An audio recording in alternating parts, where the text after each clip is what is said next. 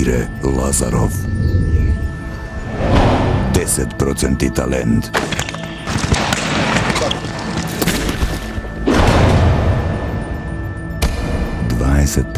naporna работа.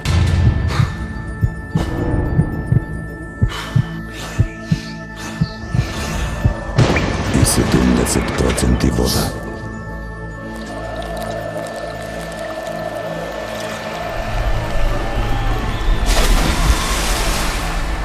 Pelistarka. 100% život. In the past, Macedonia and Iceland play very tough and dramatic games. What do you think about this competition game who will follow? It's a very exciting game. I think it's 50-50 chances. Macedonian have a good team, good individual players. We have a relative new team. We had many injuries, so we have many young players with not so big experience in these final tournaments.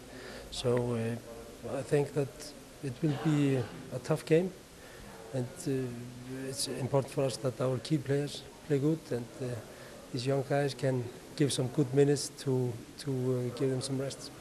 What do you think about Macedonian national team? They depend on Kirill Lazarov performance or not? Yes, Kirill Lazarov is the key player. Also Mosovski, the centre back.